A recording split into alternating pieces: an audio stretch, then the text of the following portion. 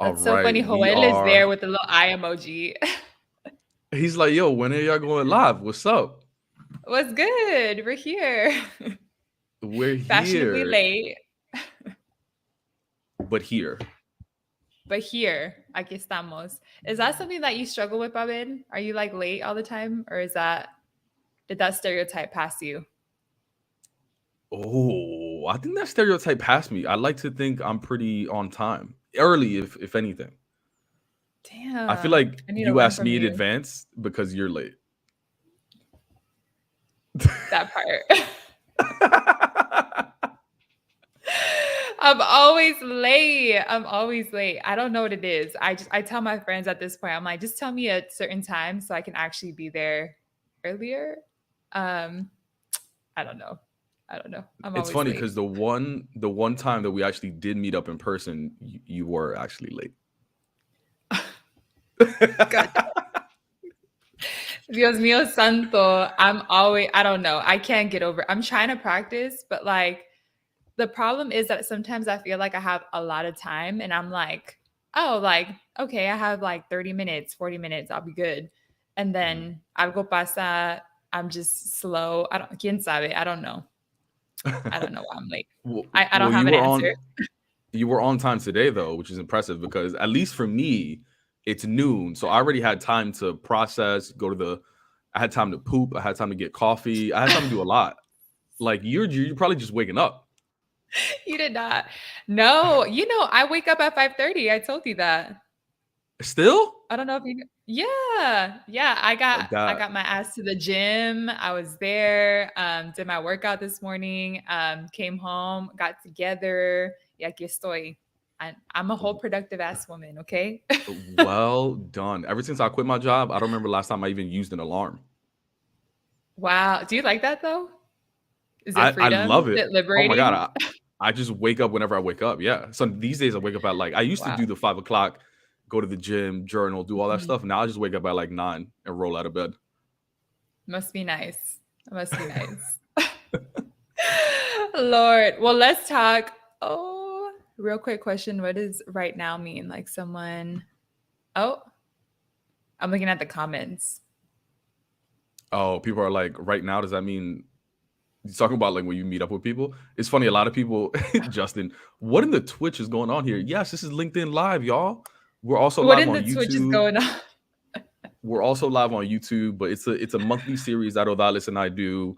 I guess we can start with intros, right? Like this is a monthly series that you and I do because we each have our own podcast, Quien tú eres, Mhm. Hella Latina, and we always share other people's stories, other people's experience. So this is the once a month time where we're like, yo, let's share what's going on in our lives, our perspective, our Mhm. experiences. So this is another Yeah.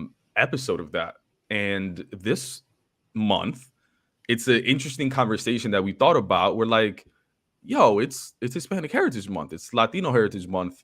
Like, how do you feel about that? And then it's an interesting dynamic around like now we're getting booked for things during this time. So we're going from like participants in like our different companies, and now we're like we are the programming for companies. It's a weird transition. Yeah.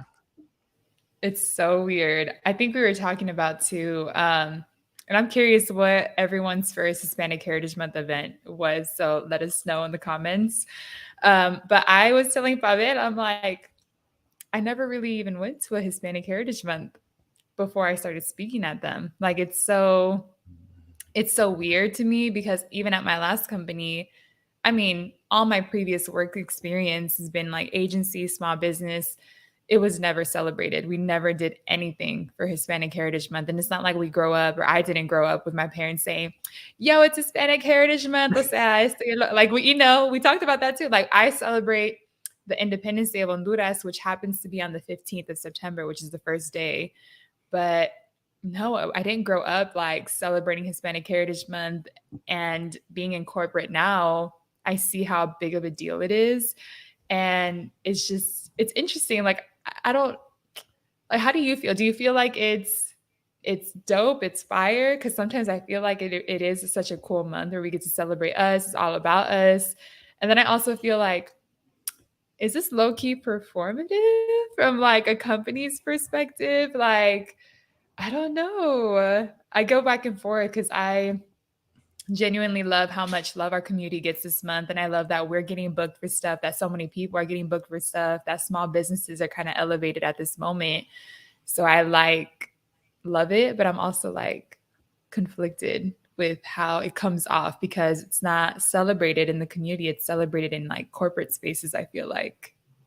Yeah, like I've I don't never seen a HHM parade. I've never seen know. like a club. Yeah. I've never seen a club flyer that was like, "Yo, it's gonna be lit HHM." You already know it's gonna be popping. You know what I mean? Like, I grew Yeah. up with like Dominican Independence Day being a big thing, and like that being a moment for celebration. I remember like the Dominican In New parades, the Puerto York, I Rican bet it was parades. lit. Oh, always lit. And they always got the band. They always got crazy bottle specials, like 2 for 1 hookahs. You already know. Lord. But yeah, like I was actually thinking about like what was my first HHM event, and I think it was like a corporate experience. Like Mm, I don't remember what job, I don't remember when it was, but like I didn't even know what HHM was until I got to corporate.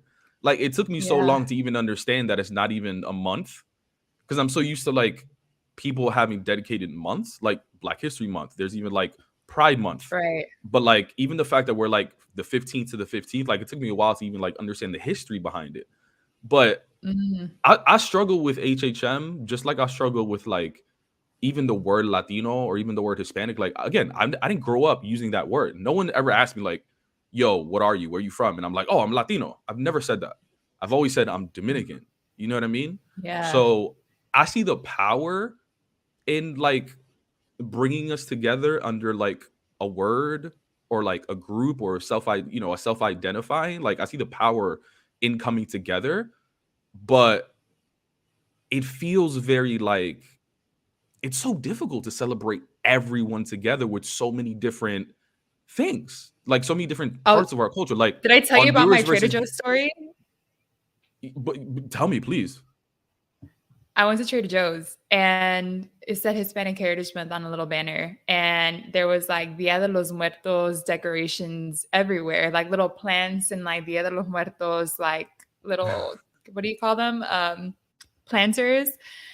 And I'm like, yo, not every Latino celebrates this holiday. And it's exactly what you're saying. It's like they try to put an umbrella over us, but like you were just saying, Honduras versus Dominican Republic are very different. And I grew up the same way. I didn't grow up thinking, oh, I'm a child of immigrants or I'm a Latina, Hispanic. Like I never grew up with those terms. I grew up, like you said, I Mhm. grew up being Hondureña and like I'm a Honduran.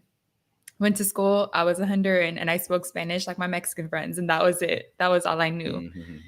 And yeah, the word Latino was kind of, it's new to me still. And I mean, I love it and I embrace it, but it's so interesting. It's so interesting how we are kind of grouped together. And that's why, I mean, this is why we created those spaces that we're creating now. Like for me, my podcast is really centered on, they try to put us on a box, but like this is the difference between our experience, whether you're growing up in New York, whether you're growing up in Texas, whether you're growing up in LA, wherever you're growing up, our experience as first generation, as Dominicans, Mexicans, Hondurans, Puerto Ricans, it's all different. It's all very different.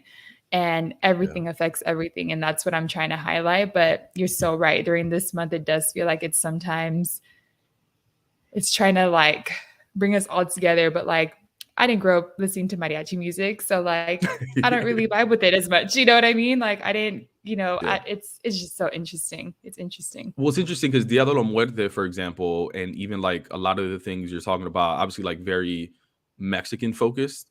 And Hmm. like I think last time we looked it up, like the Mexican population is the biggest Latino population in the United States. So Yeah. even Yeah. in like corporate spaces, like just given just population numbers, like a lot of the employees typically are like Mexican as well. So even the corporate celebrations of HHM, depending on what office you're in, is probably going to be heavy Mexican focused, like in California for sure, right? Yeah. Well, is it different in New York? Because Well, I all feel right. like So New York has a lot of Caribbean representation. I feel like California is very, very Mexican culture, but I mean, I used to get confused for Mexican all the time in California. Anywhere in California, if Really? I speak Spanish, they're like, "Oh, you speak Mexican?" And I'm like, "No, I speak Spanish. I'm not Mexican." And people are always kind of, it's an educational moment, right? But when I went to New Mhm. York the one time, someone thought I was Cuban. And I was like, "Oh, that's new. Like, I'm not Cuban." And she's like, "Puerto Rican?" And I'm like, "No." I'm like, "I could just tell you I'm Honduran."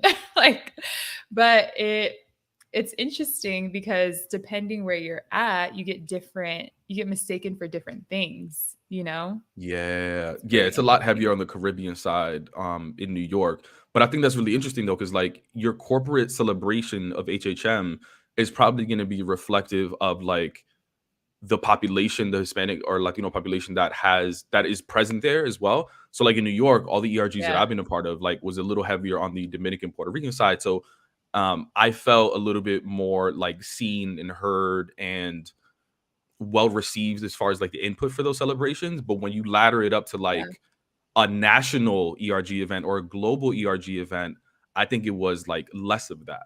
But on California, with you a little bit more Wow. local, like I'm sure it was heavier on the Mexican side, right? Just the It theme of was. everything. Yeah.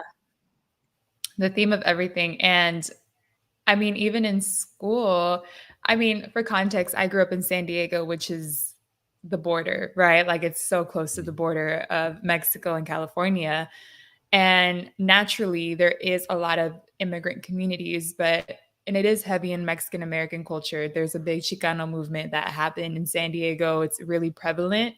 And the difference is that people don't always realize there's a lot more immigrants that come into San Diego because that's kind of the entrance, right? So a lot of Central Mhm. Americans, a lot of folks in Mexico, they come in to San Diego and then de ahí they disperse, right? Pero I grew up in a community, heavy immigrant culture and grew up around, I mean, my neighbors were Mexican. The folks down the street were Puerto Rican. We had Colombians. My dad's best friend was Dominican. He was problematic and we'll talk about that later. Oh. But he was like my tío. Like I called him tío all the time. And like, that was my community. But I think in my head, I didn't understand the difference between Dominican, Puerto Rican. You know what I mean? I just was like, Mhm. we all speak Spanish. We're all the Mhm. same. I guess I never like put that together, but I remember even going to college and I couldn't I couldn't join the Latino groups. Like I didn't always feel Mhm. seen or represented within school. Like at home, it was like that's my whole family. Somos Hondureños. We were a big Honduran community with all these other friends and extended family. But going to school always felt like, I mean, all my best friends were Mexican. They would always tell me like, "Oh, what do you say? You don't say tú, what do you say?" I'm like, "I say vos." And they would be like, "Ah, like she just spoke something different," like it was always like weird. Like I was always a different one. But then Um, I went to school in San Jose, again, California, and it was more of the same. I saw a little more Salvadorian, I saw a little more like of that sazon, but still heavy Mexican culture. And every time I joined these groups, it felt like, I don't know, I just didn't feel seen. Did you join well, groups in college? I did, but it's interesting. Like I also didn't have a lot of friends in like from the Latino community in college. I think I gravitated more Yeah, towards the Black community. And I yeah, honestly I can't think of why. Um, yeah, but yeah, I just did it. But it's interesting too, like even in that scenario of you trying to like fit in and just like within your identity within the Latino community, like you were trying to throw events and you were trying to put on different programs. Like were people receptive to your ideas, or like did they just like not understand it? Were there similarities and things that y'all were trying to do? yeah. I'll tell you this story because I was a nerd in college, and I did student government. I was that person in college. I was doing orientation and I was like, oh, this is the statue. It means blah, blah, blah, blah. Oh my god. It's a thing. I know, in a past life. But one of the things that I did for 3 years, I was a part of student government. And I was on the board, did my little campaign and everything at the size. But one moment in particular, I was in a boardroom and there was 12 of us. There was 4 Latinos. I was, or I guess 5 Latinos. I was the Honduran one. Another one, she was half white, half Guatemalan, and then the other 3 were Mexican. And we were thinking about this idea of opening up an undocumented Latino center. And of course, I'm like, that's so fire. Let's do it. And they landed on the Chicanx Undocumented Center. And I'm That was like, the name of it that they that proposed. was the name. That was the name they proposed. And I was like, um, you're actually leaving out a ton of people, you know what I mean, Hmm. who don't identify with Chicanx. Like I don't. And it ended up being a debate, like a whole ass debate between the Latinos in the room. Again, it was 3 against 1. And they were like, well, Chicano just means like anyone who was born in the US. And I'm like, that's not what it means. Like, like there's people like me who are just the same. We speak Spanish, we're part of the community. I do not identify as Chicano and Chicana. And it ended up being it ended up feeling weird for me because it felt like I was almost going against my own community. Like I didn't understand why we Mm. were in this debacle or whatever. And I mean, they ended up running with it. And I think Chicanx is still part of the name, Till but this it's day. still something that's to this day, I think it's called like the Chicanx Center. I need to like confirm. But it's still out there. Chicanx is used in a lot of different ways at San Jose State. And it's still, for me, I get that there's a heavy Mexican American culture, but you're leaving out so many other Latinos who are still going to school, that are still craving community. And for me, I Yeah. think that's one of the reasons I didn't join a lot of these Latino groups, because I felt like it didn't encapsulate my experience. So, That's deep, but it's mm. tough though, right? Like Alexandra Bueno, shout out to the Northeastern alumni. Like we're having trouble within our own community trying to throw events that we feel seen in, yet like Mm. there are also companies, right? So she asked, like, Ola, what do you think about companies can do to create authentic events, programming, etc., to represent, give visibility to Latinx instead of doing something during HHM for views, likes, credit? I worked on HHM content for a big company and it felt conflicting, but it's a really difficult problem. If like our own community is struggling with it, imagine people trying to put on programming for us. Yeah. I don't know the right sauce for this. Like I don't. And again, so much of what I do now is because I craved a hella Latina space when I was younger, so that I can feel seen and I can feel like, oh, okay, there's like other people out there like me who are dealing with the same thing. But it felt like, because I talked a little different, because I came from a different culture, I didn't always want to eat the jalapeno. I wanted to eat the plátano. You know what I mean? And like, I felt like there was just so many differences, and it wasn't even differences in like the big ways. Like we had the same Hmm. values, we had the same language. It was just Hmm. the very cultural differences that I felt Yeah. me different, and I wasn't Yeah. welcomed in that space. And I mean, I'm Yeah. still working to build it. I don't know if there's a right answer for these companies, and I get the programming for the majority versus the Venezuelans in the room or the Hondureños in the room. But I just did some research, and I think it's Hondurans, Dominican. Oh, I have it here. Venezuela, Dominican Republic, Honduras, and Guatemala are, they say, the fastest growing US Latino population. And so I think we're seeing this new wave of what Latinidad, I mean, the majority is going to look like, but it still doesn't mean that there's not all these other Latinos in this area as well. And I mean, I want to sit down with a Brazilian and talk about, do you feel seen during Hispanic Heritage Month or Latino Heritage Month? Like, how do you feel during this time? There's so much that we could do. I don't know if it's maybe part of the program where you create something where you hear from different Latinos talking about their Yeah. experience. Like, I don't know what that looks like. I don't have a perfect answer.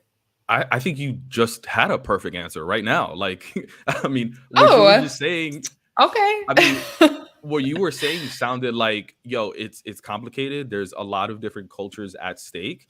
Like, we just need to make sure we're representing all of them and make everyone Yeah. feel included, which is a difficult Yeah. problem, but some of these companies that we work for are like literally changing the world. So I don't think this is like as much of a I'm challenge. You feel saying. me? And I'll tell you, it never happened and I'm still secretly manifesting it will. But I remember, of course, I walk into LinkedIn and I talk to the chefs, the baristas, because that's where all the Mhm. sazon is. But I started talking to one of the chefs and a Latino guy, and I was telling him, like, I'm manifesting one day that I get to see a Honduran plate served because I see plata. I see like Oh. they do pupusas, they do Hmm. tacos, tostada. I mean, they Hmm. do a lot of like Mexican Salvadorian foods, at least that I've seen. And I'm Hmm. like, I'd love to see a Honduran plate one day. And I think LinkedIn also did a Dominican plate in New York at one point. It was hella Of cool. course. Uh, of course. Um, and so I said that, and he was like, "Well, send me a recipe that you would like to see, and like we'll make it happen." They haven't made it happen yet, but I sent my mom's recipe because Hondurans eat baleadas. That's our main like dish, and it's literally like a handmade flour tortilla, and it has like beans and crema and queso and aguacate because you can't have a meal without avocado. And then you have plátano on the side, plátano maduro, and that's our meal. Like we eat it for breakfast, lunch, dinner, like it's what we eat. And I sent him my mom's recipe and I never saw it. But even that, like for Hispanic Heritage Month, for like every day, what if you have like just a different meal that you Yeah. show to the world? Like a meal from Venezuela, a meal from Mexico, a meal from Colombia. Like, what if you just did something that showed our culture in different ways? Because I tell you, Pavel, if I ever see a Honduran plate being served at LinkedIn, at Google, at any other company, I would be like, damn, like Yeah. that's fire. Like that's us. And just But you feel speaking seen. speaking of perfect answers though, like you're kind of saying it without saying it too. Like it takes diversity, right, to like even have a Honduran at the company, but it takes a certain Yeah. Honduran at the company to speak up and say, I don't feel seen. Here's how I would like to feel seen. Food, right? Yeah. And I think often that doesn't happen. And like I've been part of ERG boards, and Mhm. I've had dope ideas that where I would feel seen, but they've been shot down because not because of like people within the team, but like every company has their own agenda and they have their own Mm. idea around like what the ERG should look like. Like I was told one day, like we should be more than food, flags, and fun. I'm like, bitch, why? That sounds perfect to me. Food, flags, and fun sounds perfect to me. Like, why do we need to like always think about like career advancement? Like, why do Yeah. we have to do that? Like, why are we responsible for our own career advancement? Bitch, you got a whole learning and development team. Y'all do that. Like, That if part. I want to dedicate our budget to food, flags, and fun, like let us do that. Like, why are y'all trying to? I've never Yeah. understood like why there needs to be like this attachment to like our budget. Like, why? How are you gonna tell me what our community needs? Like that shit was mad frustrating. Yeah. It is, but like at the same time, it's such a hard place to be in because if we don't do it, who else will? You know? Like That's true. it's something I consistently struggle with. Where I'm like, why is it always up to us to like do XYZ? But it's also like they ain't gonna do it, and like it's just hard, and it's hard to educate the majority on what we need to feel seen here, what we need to cultivate career growth, what we need to thrive and be successful, and not consistently be in this space of having to prove ourselves to make it. Like it's hard to rely on them to do that for us. And Mhm. I think we talked about it last time. I'm like, it's the corporate hood out here. Like, no one's going to give you anything. Like the corporate, my friend always says the corporate game is like for the birds. And it really is. Like sometimes it really is. And I think it's hard work that we still need to do. And I love that as someone said, like, how about moving away from food, flags, and fun? And why not educate our colleagues on how Latinidad conflicts with corporate America standards? I think there's room for both. There's room to celebrate because that's what we do best.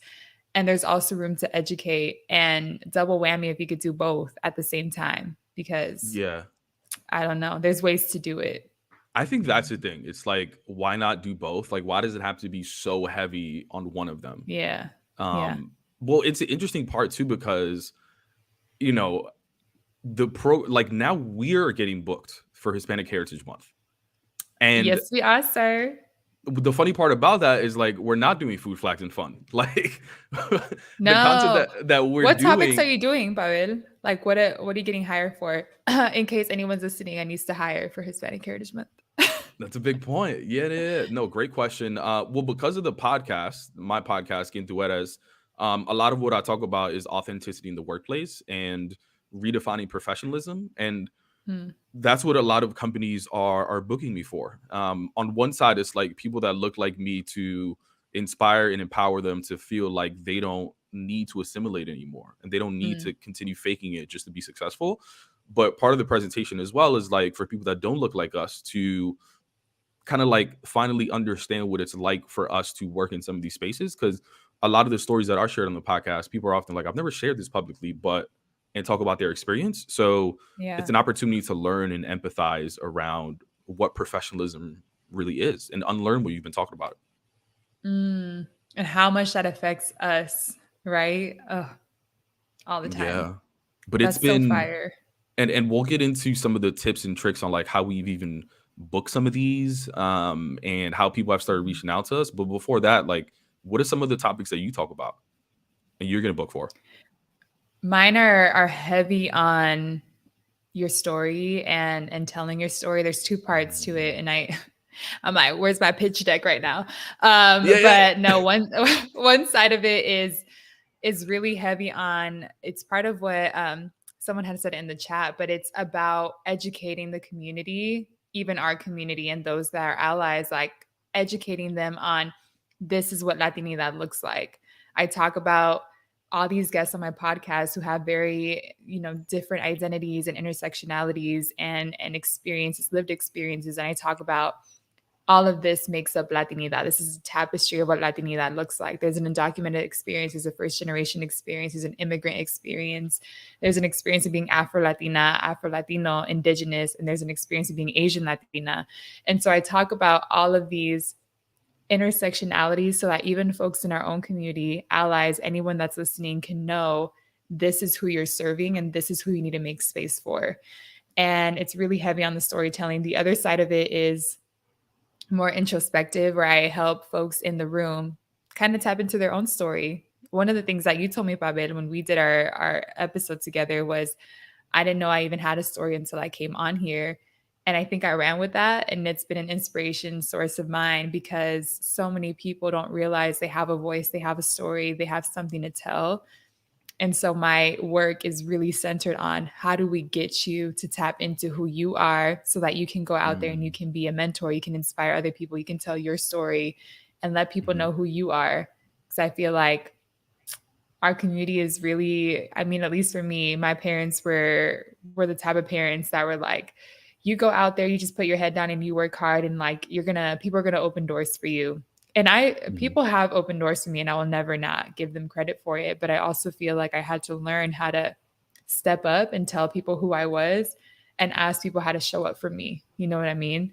And so Yeah. it's partly helping the community learn how to advocate for themselves. And it starts with knowing who you are and how you need to move into the space. How did you even book your first speaking engagement? What was it? Well, funny enough, it started because of my friend. Shout out to Mariah Turner. She is my best friend, and she's been a day one podcast fan, such a real one. And she actually, for the last Hispanic Heritage Month, it was actually like after Hispanic Heritage Month, it was like a December or something, but she put my name in the mix and she was like, hey, like, I know my best friend is a speaker. She has a bunch of different guests. And it was more so like, Odalys has a bunch of guests on her podcast. Like, we can tap her resources. And then her board was like, actually, can we get her to come on and like do an event with us? And she was like, oh, let me ask her. And of course, I was like, I'm down. Like, Um, I'll figure it out. And I and went you didn't even have a into deck ready. no, no, it was just like, we're gonna figure it out. Like, let's do it. And that was my first ERG. So Intuit has been one of my like day one companies. Like they continuously hired me for not just Hispanic Heritage Month, but they hired me for a bunch of other events. So grateful for my best friend who opened those doors. I think you're downplaying the impact that is your community.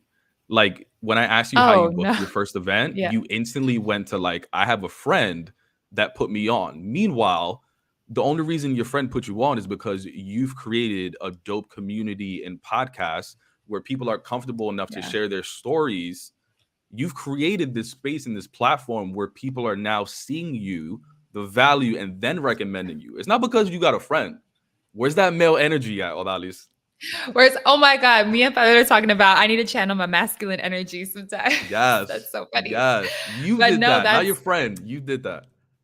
that's real. That's real life. That's true. Yeah, it came through just because I do what I do. And they reached out and the fact that they were like, actually, can we get her was like a reminder for me, like, oh, I could really do this. But prior to that, I didn't know I could get paid for that. Like I was doing hella workshops and hella things for work, but I wasn't doing it for myself. Like I didn't even know I could get paid for that. And when I saw that first paycheck, I was like, what? Like it was crazy. And now being booked and busy for these events, like it's so it's a testament to something that I built. And like, Babette, I'm sure you feel the same way because we've had so many conversations about it. But I Mhm. built my platform first for me. Like I built it Yeah. because I was craving stories. I was craving spaces. I was craving community. I was craving a place where we can just finally be real. Like I was so tired of like having to fake who we are. Like I was craving that space for myself. And it just so happened that a bunch of people have been craving it too, And Mm. it's just a testament to like, yeah, just what we're both building, And I think it's just this is the start of it. Yo, that's exactly what happened to me though. Like because of the podcast, I had a person that was actually on the podcast. They were putting together programming about authenticity in the workplace, and they were just like, yo, we got Oh this event coming wow. up, like would you be down to do a speaking engagement? I did the same thing. I was like, oh yeah. Meanwhile, I had no content built, I had nothing ready. Yeah. I didn't know what the hell I was going to talk about. I didn't know how I was going to get paid, how much to charge. So I started reaching That out to part. like a bunch of people that like do these things, and like luckily they Mhm. were able to share and be transparent around like pay and contracts and all those kind of things. Yeah. But as soon as I saw my first one, a light bulb went out in my head and was like, oh shit, this is a monetization opportunity. And like I instantly thought about like, all right, I think it was like, I don't know, February, some shit. And I was like, oh shit, the big day or the big month where I'm gonna get paid the most probably is Hispanic Heritage Month. I was like, I'm gonna start sending DMs now for then. Mm, And I literally mm. started sliding in everybody's DMs on LinkedIn, not expecting that like many people were gonna reply, but it is, and I can share a little bit about like how I even found the right people and all those kind of things. But Yeah. months later, here I am with like, I don't know, 20 speaking engagements during HHM, all paid. Pretty dope. Oh, okay. Okay. But that's also fire though, because it was someone who knew what it felt like to be on your podcast. And Mm, and that same theme of authenticity in the workplace, if that ever comes up at work, you're the first person I think of when that topic comes up. And yeah. it's almost branding for you too, like authenticity in the workplace, plural. Like you can't not think of plural when you think of that topic. Oof, the Yeah. branding. It's the branding for me. But even that, like even that is fascinating, right? Like not only have you created like a platform and space for yourself and your community, but like you're also simultaneously building like a personal brand for yourself. Whereas Yeah. like people, I mean, even in that situation, because of your personal brand, like people reach out to you instead of you reaching out to people, which is wild. Yeah. I it's interesting because this is the year that I think I didn't do as much outreach. Mm, And because I'm still balancing career, entrepreneurship, and doing both and doing it well, because I told myself, I'm like, girl, you can't do it all and do it well. Like, you got to pick and choose your priorities. And speaking engagements were my priority, but I thought I was just going to get 5 max. I'm like, I think I could just fit in 5. And Mhm. similar to you, I booked 16 different speaking engagements for Hispanic Heritage Month. And I'm scaling and I'm realizing this is the stuff that fills my cup and gives me energy. Like, this is what I want to do. You know what I mean? But it was Mhm. the year that I was more so reactive, and all those 16 folks reached out to me. I mean, even, oh my God, I didn't tell you this.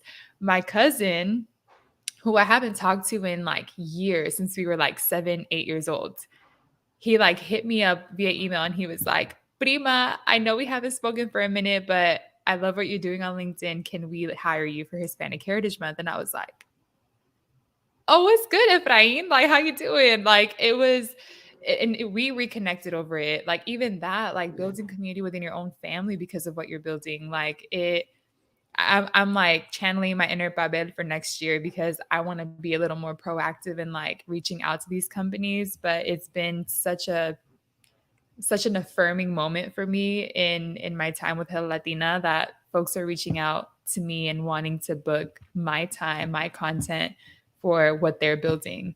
And it's a moment for me to educate, to inspire, to Yeah. have joy, to celebrate.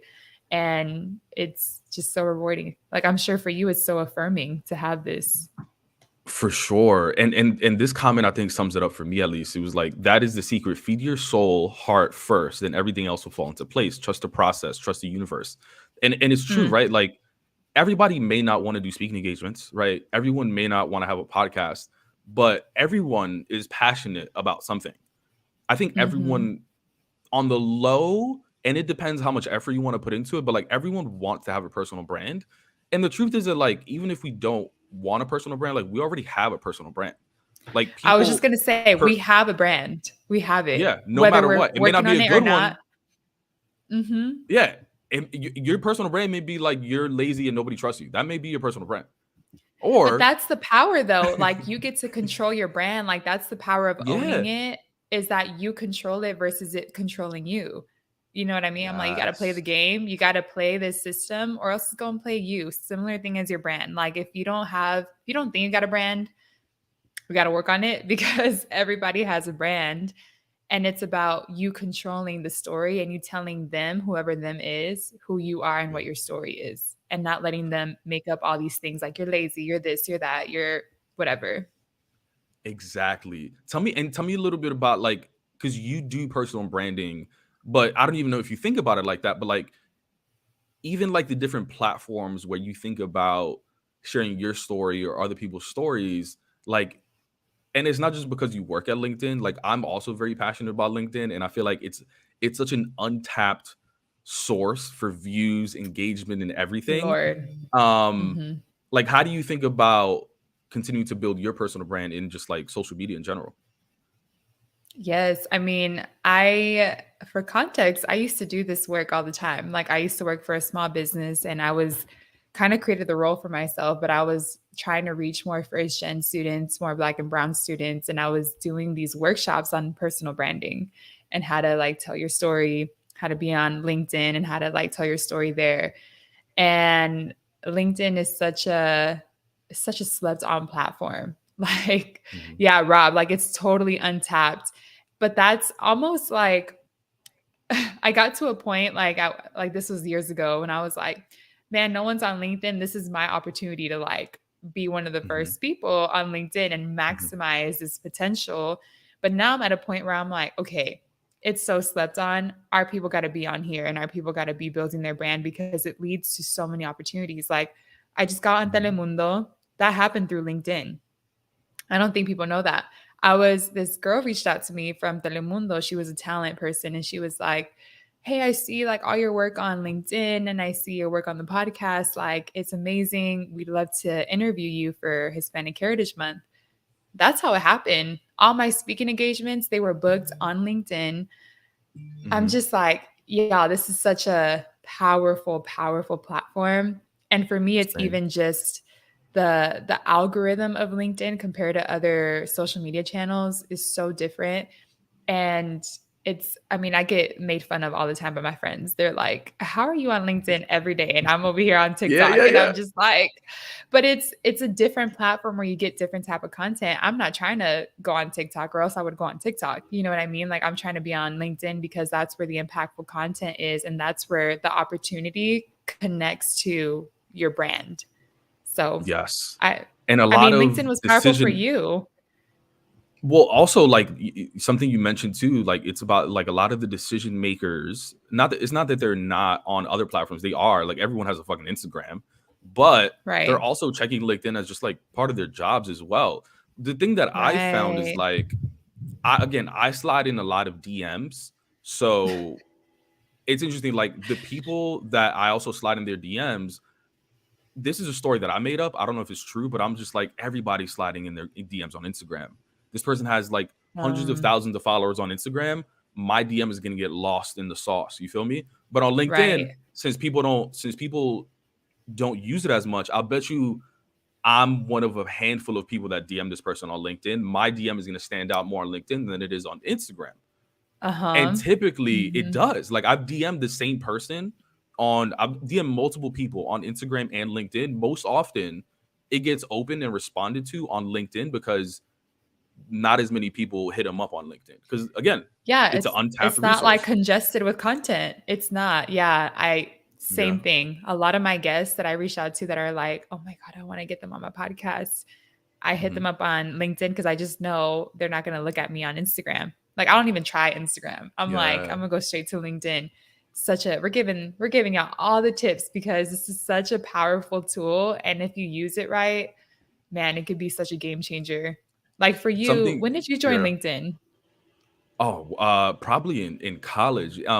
But it's interesting too, like for when I DM Mm, people, at first it was really I was like, how do I find the right people to find at like let's say DoorDash. Let's say I want to talk to like the DoorDash ERG, and I'm just like, how the hell mhm. am I gonna find these people? Like if I go on Instagram, like you can filter by company.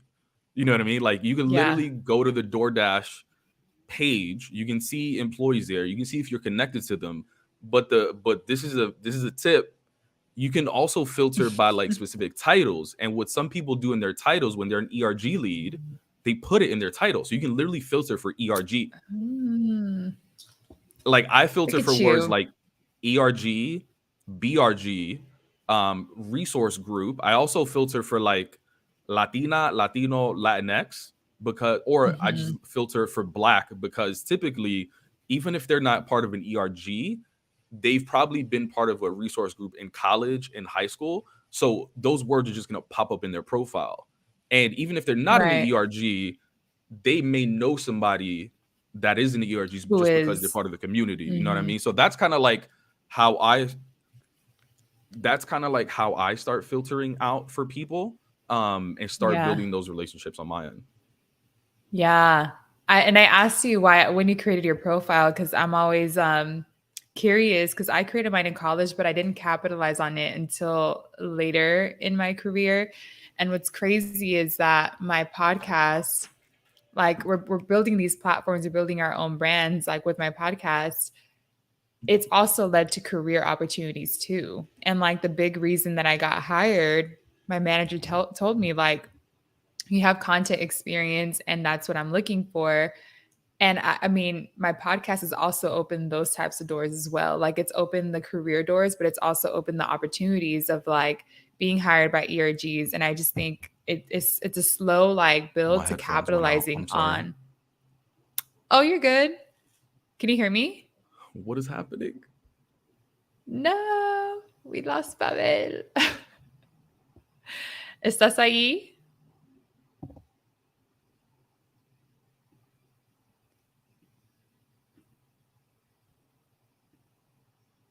Oh no. Can you hear me? Hello? Can you hear me? Goddamn. Goddamn. Oh, Pavel, You can it's hear all me though. good. I can hear you. Let's give Pavel some love in the chat. Let me see.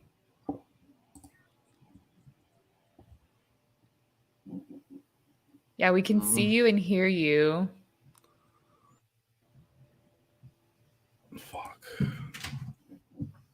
Wait, you can hear me? Oh, wait, It's people all hear good. me though, but you can't hear me. No, I can hear Wait, you. you can hear? Okay, I just can't hear you. Yeah. No sé por That's qué. speaker. That's mic.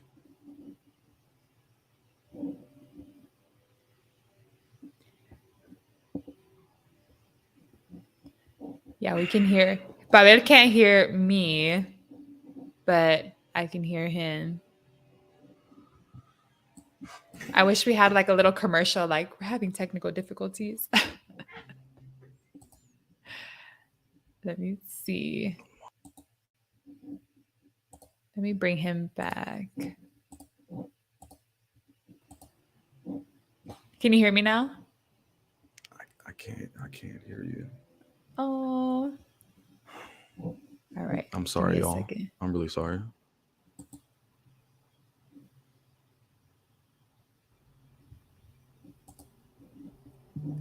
By the way, I love this love in the chat that you're all giving us tips. Thank you. Damn, do we just have to end it here?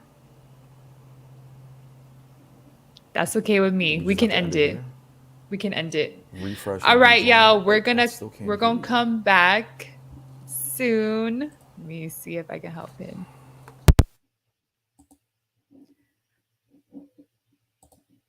A ver. Can you hear me? No? Oh, it's all good. All right, y'all. We can end it here. We're gonna end it. We're gonna end it. I appreciate y'all for hopping on. Pabel, thank you for trying to do all this on the spot. Um, but I appreciate y'all. We're gonna be back next month. More soon. Bye, y'all.